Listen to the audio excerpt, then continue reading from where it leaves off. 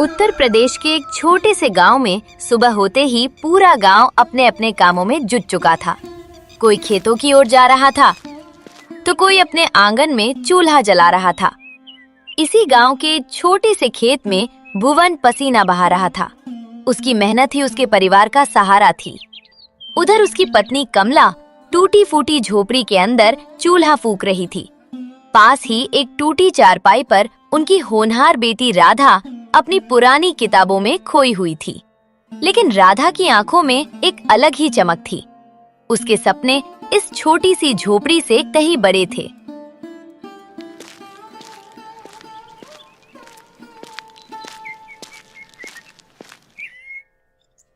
लो जी, थोड़ा पानी P low. सुबह मुंह अंधेरे से ही माटी खोद रहे हो। ये जमीन भी अब सूखती जा रही है।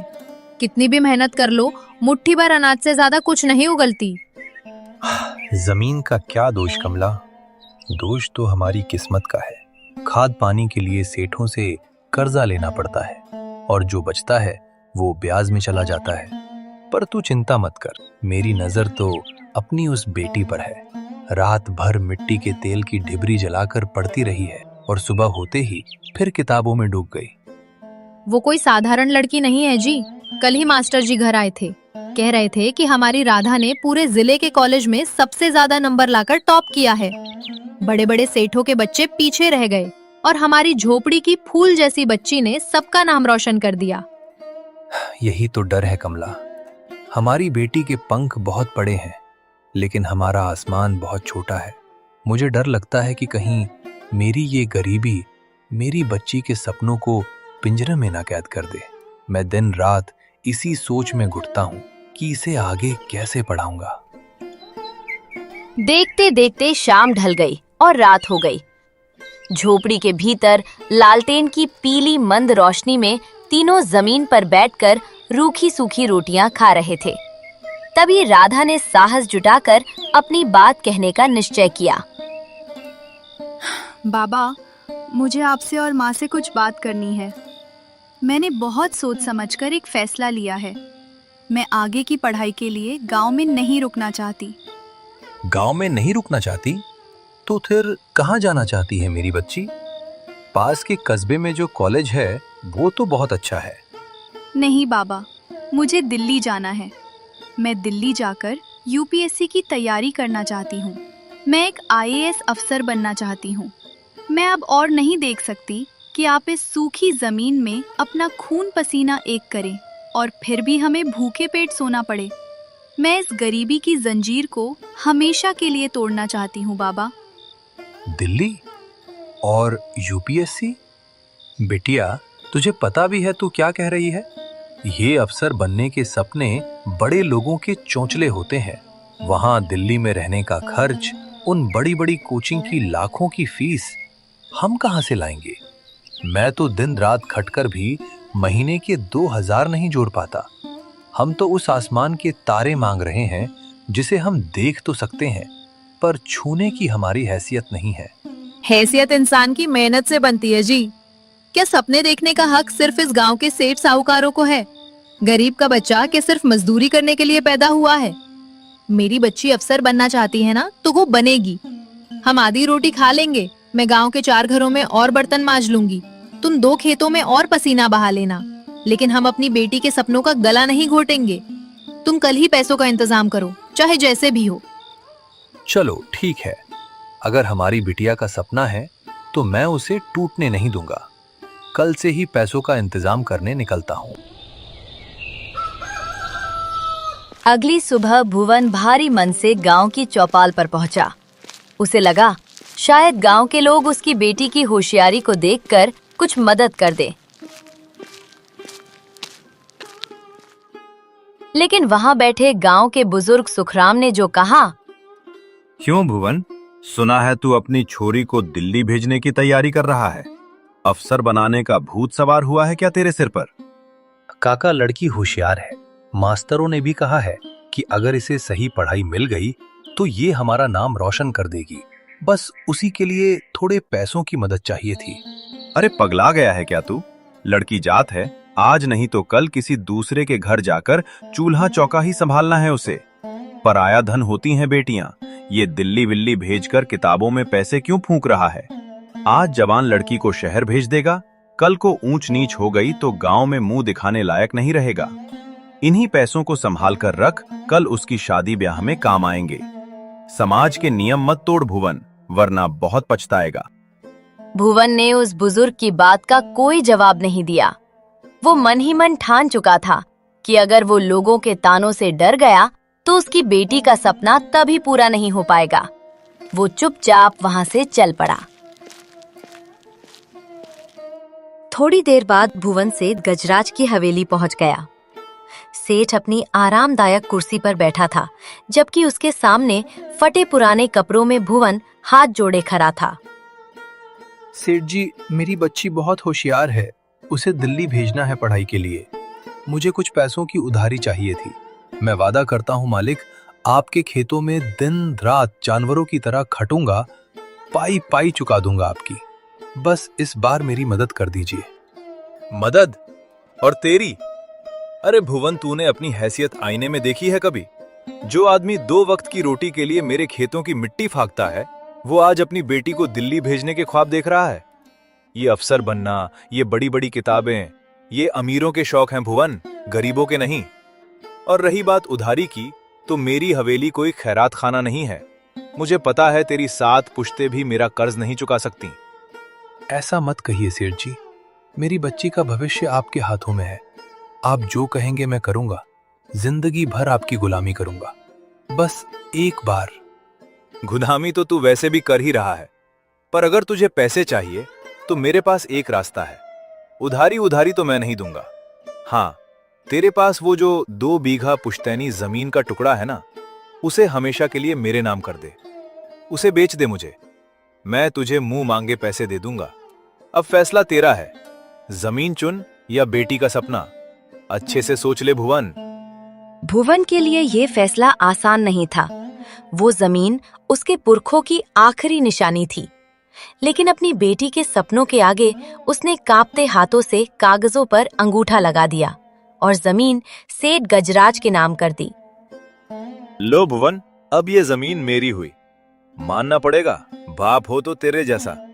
बेटी के सपनों के लिए तूने अपनी पुश्तैनी जमीन तक छोड़ दी। अब देखना है उसका सपना इस कुर्बानी के लायक निकलता है या नहीं। भुवन बिना कुछ कहे पैसों की थैली लेकर वहां से चल पड़ा। जैसे ही वो हवेली से बाहर निकला, मौसम अचानक बदल गया। आसमान में काले बादल छा गए, बिजली कड़की और तेज बारिश शुरू हो गई। मानो कुदरत भी उस बाप का दर्द समझ रही थी। बारिश में भीगता हुआ भुवन घर लौट रहा था। रास्ते में चाय की टपरी पर कुछ लोग बैठे थे। सेठ की हवेली की बात गांव में आग की तरह फैल चुकी थी। भुवन को देखते ही टपरी पर बैठे लोग फुसफुसाने लगे। लो भाई, जरा रास्ता छोड़ो सब लोग। आ गए हमारे गांव के होने वाले कलेक्टर साहब के पिताजी। अरे भुवन भाई, सुना है तुमने एक लड़की के शौक पूरे करने के लिए अपनी खानदानी जमीन ही दांव पर लगा दी। अरे मूर्ख है ये। शहर की हवा लगेगी ना जब उस लड़की को, तो ना वो पढ़ाई की रहेगी और ना इस गांव की। अपना घर फूंक कर तमाशा देख रहा है ये। कुछ दिनों में कटोरा लेकर इसी सड़क पर भीख मांगता नजर आएगा। देख लेना तुम लोग। भुवन के कदम वही ठिठक गए। अंदर से उसका खून खौल रहा था, लेकिन एक गरीब का गुस्सा उसके आंसुओं में ही बह जाता है। बिना किसी से एक भी शब्द कहे चुपचाप भारी कदमों से अपने घर की ओर बढ़ गया। अगली सुबह गांव के कच्चे बस स्टैंड पर भुवन और राधा खड़े थे। राधा के हाथ में एक छोटा सा लोहे का बक्सा था और आंखों में दिल्ली जाने का सपना। लेकिन भुवन ने अपनी जमीन बिकने की बात अब तक उससे छुपा कर रखी थी। बाबा, आपने मेरे लिए इतने पैसे कहाँ से लाए? और ये आपकी कमीज भी फट गई है। सच सच बताइए, कहीं आपने मेरे लिए कोई बड़ी परेशानी तो नहीं मोल ले ली? अरे पगली, तू मेरी चिंता छोड़। पास के गांव में मेरा एक पुराना दोस्त है, उसी से थोड़े पैसे उधार लिए हैं। तू बस पढ़ाई पर ध्यान दे। मुझे बस इतना देखना है कि तेरे सपने कभी छोटे ना पड़े। मैं वादा करती हूँ बाबा, आपकी मेहनत कभी बेकार नहीं जाने दूंगी। एक दिन ऐसा जरूर आएगा जब आपको मुझ पर गर्व होगा। मुझे तो आज भी तुझ पर गर्व है बिटिया। बस मेहनत करना और कभी हार मत मानना। तभी बस आकर रुकी। राधा ने अपने माँ बाप को आखिरी बार देखा और बस में चढ़ गई। बस धूल उड़ाती हुई शहर की तरफ निकल गई। भुवन तब तक उस बस को देखता रहा जब तक वो उसकी आंखों से ओझल नहीं हो गई। दिल्ली में राधा की पढ़ाई शुरू हो चुकी थी। इधर गांव में अपनी बेटी का खर्च उठाने के लिए कमला ने अमीर घरों में जूठे बर्तन मांजने शुरू कर दिए थे। तभी मालकिन गुस्से में वहां आई। अरे कमला, ये थाली ठीक से साफ क्यों नहीं की? कहाँ खोई हुई है तू? सुना है तेरी बेटी दिल्ली जाकर अफसर बनने का सपना देख रही है। तुम गरीब लोगों को भी ना अपनी औकात से बड़े सपने देखने की आदत पड़ गई है। माफ करना ना मालकिन, अभी दोबारा साफ कर देती हूँ। और रही मेरी बेटी की बात, तो हाँ, वो अपने सपने पूरे करने गई है। सपने? अरे कमला, सपने देखने और पूरे करने में बहुत फर्क होता है। तेरे आदमी ने तो अपनी जमीन तक बेच दी। अब क्या बर्तन मांजकर बेटी को कलेक्टर बनाएगी? शहर की हवा लगते ही लड़कियां सब भूल जाती हैं। 2 दिन में वो भी शहर के धक्के खाकर अपने टूटे हुए घमंड के साथ लौट आएगी। तब इसी चौखट पर नाक रगड़ेगी। बेटी के सपनों के लिए हम कुछ भी कर सकते हैं मालकिन। जमीन तो फिर खरीदी जा सकती है, लेकिन बेटी के टूटे हुए सपने दोबारा नहीं जुड़ते। मेरी बेटी शहर की हवा खाने नहीं गई है मालकिन, वो इस चौखट की और हमारी किस्मत बदलने गई है। आप बस मेरा काम देखिए, एक मजबूर माँ की गरीबी का मजाक मत उड़ाइए। समय सबका बदलता है। दिल्ली के एक सीलन भरे कमरे में राधा पढ़ाई कर रही थी। तभी गांव से उसके माँ का फोन आता है।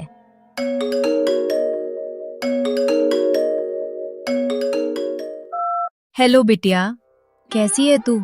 मैं ठीक हूँ माँ, लेकिन तुम्हारी आवाज क्यों ऐसी लग रही है? सब ठीक तो है ना? ठीक, सब ठीक नहीं है बेटा। आज मुझे तुझसे सच छुपाना ठीक नहीं लग रहा। तेरे बाबा ने तुझसे झूठ कहा था।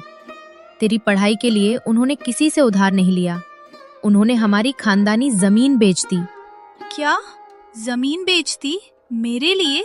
माँ, मैं तो यहाँ सोचती रही कि बाबा ने सब संभाल लिया होगा और उन्होंने अपना सब कुछ छोड़ दिया मेरे लिए। बेटा, तेरे बाबा ने जो किया अपनी खुशी से किया। इसलिए एक बात हमेशा याद रखना, चाहे कितनी भी मुश्किल आए, चाहे कितनी भी ठोकरें मिले, तू कभी हार मत मानना। जिस दिन तू अपने लक्ष्य तक पहुंच जाएगी, उस दिन तेरे बाबा को लगेगा कि उनकी जमीन नहीं गई, बल्कि उनकी बेटी का भविष्य खरीदा गया था। नहीं माँ, अब मैं कभी हार नहीं मानूंगी। बाबा का ये त्याग बेकार नहीं जाएगा। माँ से बात करने के बाद राधा ने अपने आंसू पोंछ लिए। अब उसके लिए हर दिन पहले से ज्यादा मुश्किल था, लेकिन वो रुकी नहीं। कभी रात रात भर पढ़ती, कभी थक कर किताबों पर ही सो जाती, फिर उठकर दोबारा पढ़ने लगती। पूरे 1 साल बाद भगवान, आज मेरी लाज रख लेना। बाबा के पसीने और माँ के उन बिके हुए गहनों की लाज रख लेना। बस एक बार मेरा नाम इस लिस्ट में आ जाए, ताकि मेरे बाबा को उस सेठ की गालियां ना सुननी पड़े। आज राधा का रिजल्ट आने वाला था। राधा कांपती उंगलियों से अपना रोल नंबर टाइप करती है। अगले ही पल स्क्रीन पर रिजल्ट देखकर उसके पैरों तले जमीन खिसक जाती है। वो परीक्षा में असफल हो चुकी थी। नहीं, 0 4 5 यही तो रोल नंबर है। मेरा नाम क्यों नहीं है? मैं फेल कैसे हो सकती हूँ? मैंने तो दिन रात मेहनत की थी। आखिर मुझसे कहाँ कमी रह गई भगवान? रिजल्ट की सच्चाई स्वीकार करना राधा के लिए नामुमकिन था। उसकी आंखों से आंसू बहने लगे और वो टूटकर जमीन पर बैठ गई। मैं हार गई, सब खत्म हो गया। बाबा की जमीन चली गई। मैं उनके भरोसे के लायक भी नहीं निकली। किस मुंह से उनके सामने जाऊंगी? मैंने सब बर्बाद कर दिया बाबा। दूसरी तरफ गांव में राधा के फेल होने की खबर जंगल की आग की तरह फैल गई। आज चौराहे पर सेठ गजराज भुवन को सरेआम अपमानित कर रहा था और पूरा गांव तमाशा देख रहा था। क्यों बे भुवन, क्या हुआ तेरे उस कलेक्टर बनने के सपने का? शहर की हवा लग गई ना छोरी को? मैंने तो तुझे हवेली में ही समझाया था कि ये आसमान में उड़ने के ख्वाब मत देख। पंख ऐसे जलेंगे कि राख भी नहीं मिलेगी। बेच दी ना अपनी पुश्तैनी जमीन एक झूठे सपने के लिए। हमने तो पहले ही कहा था सेठ जी, इन झोपड़ियों में अफसर नहीं पलते। अपना घर फूंक लिया इस मूर्ख ने और अब पूरे चौराहे पर तमाशा बन गया है। कौवे कभी हंस की चाल नहीं चल सकते भुवन। तेरी औकात मेरे खेतों की मिट्टी में लौटने की थी और तू वहीं औंधे मुंह आ गिरा। अब तू जिंदगी भर मेरी गुलामी करेगा और तेरा वो कर्ज तेरी आने वाली पुश्तें भी चुकाएंगी। भुवन चुपचाप सब सुनता रहा। उसकी आंखों से आंसू बह रहे थे, लेकिन उसने किसी को कोई जवाब नहीं दिया। उधर दिल्ली में राधा ने हार मानकर अपना सूटकेस पैक कर लिया था। तभी उसका फोन बजता है।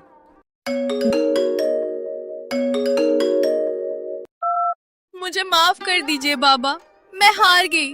मैं बुरी तरह फेल हो गई बाबा। मेरी वजह से आपकी जमीन चली गई। आपका सालों का कमाया हुआ सम्मान मिट्टी में मिल गया। मैं किसी को मुंह दिखाने लायक नहीं रही।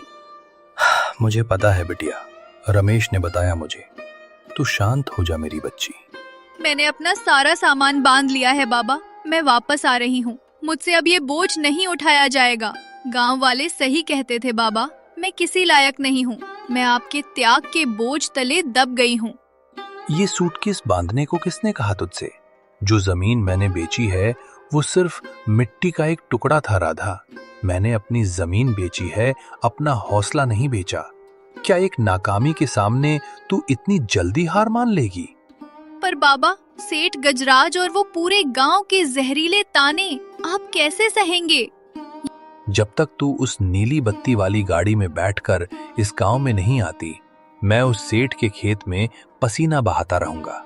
मुझे अपनी इस मजदूरी पर शर्म नहीं, गुरूर है। तू एक बार फिर से उठ राधा, सूटकेस खोल और दिखा दे इस जालिम दुनिया को कि एक गरीब किसान की बेटी अगर जिद पर आ जाए तो क्या कर सकती है। बाबा के उन शब्दों ने राधा के अंदर एक नई आग पैदा कर दी। उसने अपना सूटकेस वापस खोल दिया, लेकिन अब पैसे पूरी तरह खत्म हो चुके थे। नहीं राधा, अब रोने का वक्त गया। बाबा सही कह रहे थे। मैंने सिर्फ एक परीक्षा हारी है, जिंदगी नहीं। अब पीछे मुड़ने का कोई रास्ता नहीं है। अब पूरी ताकत से लड़ना है और अपने सपने को सच करके दिखाना है। राधा वो सूखी रोटी एक प्लेट में रखती है और सिर्फ थोड़े से अचार के साथ उसे खाने बैठ जाती है। अगर टिफिन के पैसे नहीं हैं, तो मैं एक वक्त का खाना छोड़ दूंगी। ये सूखी रोटी मेरे लिए 56 भोग है, क्योंकि इसमें मेरे बाबा के पसीने की महक है। जब भी मेरी आंख लगेगी, मुझे बाबा की फटी हुई कमीज याद आएगी। अब ये मेरी आखिरी लड़ाई है। इस बार रिजल्ट नॉट फाउंड नहीं, रैंक 1 होगा। ये एक बेटी का अपने बाप से वादा है। समय बीतता गया। दिवाली का दिन आ चुका था। हर घर में रोशनी थी, लेकिन भुवन की झोपड़ी में गहरा अंधेरा था। आज पूरे गांव में दिए जल रहे हैं जी। हर आंगन में मिठाइयाँ बट रही हैं और एक हमारा घर है जहां आज एक दिया भी नहीं जला। पता नहीं मेरी बच्ची ने आज भरपेट खाना भी खाया होगा या नहीं। पता नहीं क्यों आज मेरा मन बहुत घबरा रहा है जी। धैर्य रख कमला, आज हमारे घर में अंधेरा है क्योंकि हमारी रोशनी दिल्ली की एक छोटी सी कोठरी में बैठकर अपना मुकद्दर लिख रही है। जब राधा अफसर बनकर आएगी तो हमारे घर की दिवाली भी जगमगा उठेगी। हमारी मेहनत बेकार नहीं जाएगी। उधर दिल्ली में राधा ने अपने कमरे की खिड़की दरवाजे बंद कर लिए थे। बाहर पटाखों का भारी शोर था। ये शोर, ये जश्न, ये खुशियाँ मेरे लिए नहीं है। मेरे बाबा आज अंधेरे में बैठे हैं ताकि कल मेरी जिंदगी में उजाला हो सके। मेरी आंखें जल रही हैं, पीठ दर्द से टूट रही है, लेकिन मैं रुक नहीं सकती। जब तक इस किताब का आखिरी पन्ना खत्म नहीं कर लेती, मैं नहीं रुकूंगी। मेरी दिवाली की रोशनी अब पटाखों से नहीं, मेरी कामयाबी से निकलेगी। दिवाली की उस रात के बाद कई महीने बीत गए। आज यूपीएससी की मुख्य परीक्षा का दिन था। परीक्षा हॉल में गहरा सन्नाटा था। घंटों से लगातार लिखते लिखते राधा का शरीर थक चुका था, लेकिन उसका हौसला अब भी अडिग था। नहीं, मैं अब नहीं रुक सकती। बाबा ने मेरी जिंदगी संवारने के लिए अपना सब कुछ दांव पर लगा दिया। आज मेरा हर जवाब उनके सम्मान और हमारी जमीन की लड़ाई है। मुझे हर हाल में जीतना है। मुख्य परीक्षा पास करने के बाद आज राधा एक साधारण सी सूती साड़ी में यूपीएससी के इंटरव्यू पैनल के सामने बैठी थी। 3 बड़े और अनुभवी अधिकारी उसे बहुत गहराई से देख रहे थे। कमरे में सुई गिरने जैसी शांति थी। मिस राधा, आप एक गरीब किसान परिवार से आती हैं। इतना संघर्ष देखने के बाद भी आपने प्रशासनिक सेवा ही क्यों चुनी? आपका असली मकसद क्या है? सर, मेरे पिता ने मेरे सपनों के लिए अपनी खानदानी जमीन गिरवी रख दी। उस दिन मुझे पहली बार एहसास हुआ कि इस देश में गरीब आदमी अपनी मेहनत से नहीं, अपनी मजबूरियों से हारता है। मैं अफसर इसलिए नहीं बनना चाहती कि सिर्फ अपने पिता की जमीन वापस ला सकूं। मैं चाहती हूँ कि किसी भी गरीब परिवार को अपने बच्चों के भविष्य और अपनी जमीन में से किसी एक को चुनने की नौबत ही ना आए। अगर मेरे फैसले किसी एक पिता की ये मजबूरी भी खत्म कर दें, तो मैं अपनी जिंदगी सफल मानूंगी। राधा का जवाब सुनकर पूरे इंटरव्यू पैनल में कुछ पल के लिए सन्नाटा छा गया। वे समझ गए कि उनके सामने सिर्फ एक उम्मीदवार नहीं, बल्कि बदलाव की सोच रखने वाली एक सच्ची अधिकारी बैठी है। इंटरव्यू के कुछ महीने बाद आज यूपीएससी के फाइनल रिजल्ट का दिन था। राधा के हाथ इतने कांप रहे थे कि वो मोबाइल भी ठीक से नहीं पकड़ पा रही थी। हे भगवान, बस आज मेरा साथ मत छोड़ना। अगर मैं हार गई तो मेरे बाबा की सारी कुर्बानी अधूरी रह जाएगी। उनकी उम्मीद, उनकी जमीन, सब कुछ खत्म हो जाएगा। प्लीज भगवान। राधा ने अपना रोल नंबर डाला। अचानक स्क्रीन पर एक पीली पट्टी चमकी। Radha Kumari, all India rank 1। Rank 1। बाबा, मैं सफल हो गई। आपकी जमीन आजाद हो गई बाबा। अब आपको किसी सेठ की गालियां नहीं सुननी पड़ेंगी। माँ के गहने भी वापस आ जाएंगे। हमने गरीबी को हरा दिया बाबा, हम जीत गए। उस छोटे से सीलन भरे कमरे में सालों से दबा हुआ दर्द आज खुशी के आंसुओं में बह रहा था। कुछ महीनों बाद गांव में सब कुछ पहले जैसा ही था। किसान अपने अपने खेतों में काम कर रहे थे और भुवन भी उसी सेठ के खेत में पसीना बहा रहा था। तभी कच्ची सड़क पर धूल उड़ाती हुई एक नीली बत्ती वाली सरकारी गाड़ी तेज रफ्तार से आकर रुकी। गाड़ी देखकर खेतों में काम कर रहे मजदूर सहम गए, लेकिन भुवन अपनी कुदाल चलाता रहा। गाड़ी का दरवाजा खुला।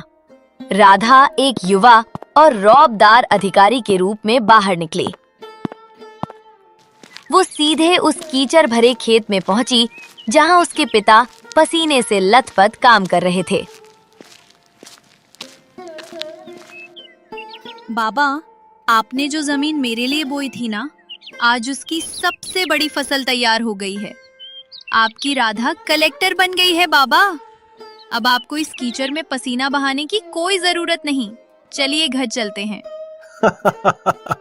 मेरी बच्ची, मुझे पता था मेरे पसीने की एक एक बूंद आज मोती बन गई। तूने मेरा सिर आसमान तक ऊंचा कर दिया बिटिया। बस अब और कुछ नहीं चाहिए। चल बेटी, घर चलते हैं। तेरी माँ बरसों से इस दिन का इंतजार कर रही है।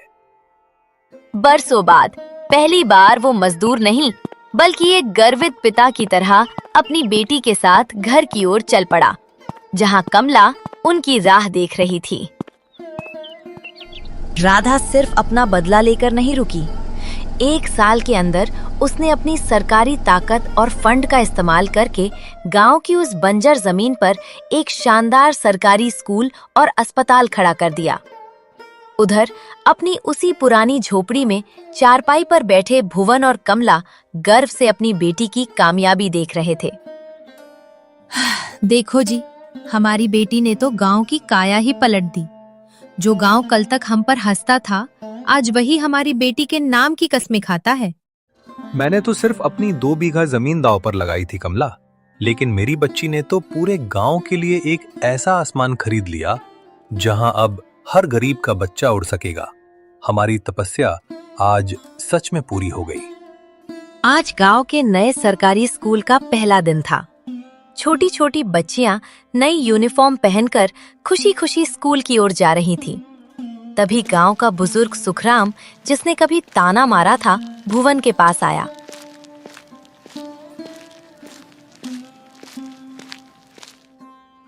भुवन भाई, हमें माफ कर दो। हम अज्ञान के अंधेरे में जी रहे थे। हमने तुम्हें और तुम्हारी बच्ची को बहुत रुलाया है। आज तुमने हमारे भी बच्चों का भविष्य संवार दिया। हम तुम्हारे जीवन भर ऋणी रहेंगे। काका, आंसू मत बहाइए। अगर उस दिन आप लोगों ने और उस सेठ ने ताने ना मारे होते तो शायद मेरी बच्ची के सीने में वो आल ही न लगती। ये जीत अकेले मेरी नहीं, इस पूरे गांव की है। राधा मंच पर खड़े ये सब देख रहे थे। राधा माइक पर आकर पूरे गांव को संबोधित करते हुए, मेरे गांव वालों, गरीबी कोई अभिशाप नहीं है, ये एक आग है। अगर आप इससे डर गए तो ये आपको और आपके सपनों को जलाकर राख कर देगी। लेकिन अगर आपने इस आग में अपने माता पिता के विश्वास और अपनी मेहनत को झोंक दिया तो यही आग आपको कुंदन बना देगी। आज के बाद इस गांव का कोई भी बाप अपनी बेटी को बोझ नहीं समझेगा। ये मेरा आप सबसे वादा है। राधा के इन शब्दों के साथ पूरा मैदान तालियों की गड़गड़ाहट से गूंज उठा। भुवन और कमला गर्व से अपनी अफसर बेटी को देख रहे थे। उस काले तूफान और एक बहुत ही लंबी रात के बाद आज इस परिवार और पूरे गांव के जीवन में एक ऐसी सुबह आई थी जिसका सूरज अब कभी नहीं डूबने वाला था।